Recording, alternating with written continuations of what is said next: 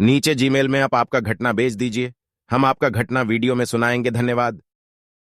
वैसे मैं भूत प्रेतों में विश्वास नहीं करता हूँ, लेकिन उस दिन जो मेरे साथ हुआ उसको देखकर मुझे इस किस्से को आपके समक्ष रखना चाहता हूँ। पाइप एक रात वहाँ पर हम परिवार के 5 सदस्य में मेरी दादी, चाचा चाची और मेरा चचेरा भाई थे, और मैं सोफे पे सो रहा था और दादी से बातें कर रहा था, और चाचा चाची और मेरा चचेरा भाई ऊपरी माले पर बने रूम में सो रहे थे। पाइप रात के 10:30 बजे थे। तभी मैंने अचानक देखा कि किसी ने गैलरी की बिजली बंद कर दी। पाइप जिस रूम में हम बैठे थे वो गैलरी से थोड़ा दूर था और मुझे वहाँ से गैलरी में कुछ नहीं दिख रहा था। पाइप ये पक्का करने के लिए मैंने अपने चचेरे भाई आकाश को आवाज दी और दूसरी तरफ मुझे हाँ की आवाज सुनाई दी। पाइप मैं चौंक गया कि वो वहाँ कैसे पहुँच गया, क्योंकि उस गैलरी तक सिर्फ हमारे रूम से ही जाने का रास्ता है। पाइप मैंने फिर से तेज आवाज में उसका नाम पुकारा और इस बार भी वही आवाज दुगनी तेज सुनाई दे रही थी। पाइप जब मैंने इसे बार बार सुना तो मैंने बिना डरे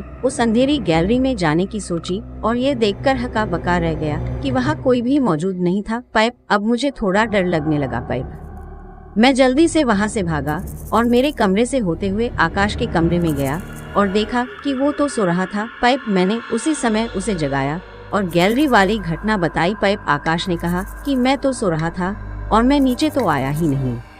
मैं यह सब सुनकर डर गया कि यह सब कैसे हो गया, क्योंकि कोई चोर भी हमारे कमरे में घुसे बिना उस गैलरी तक नहीं पहुंच सकता। पाइप मैंने सोचा ये सब मेरे साथ ही हुआ, लेकिन अगले दिन चाचा ने बताया कि उन्हें भी कभी आवाजें सुनाई देती है, लेकिन वो ध्यान नहीं देते हैं।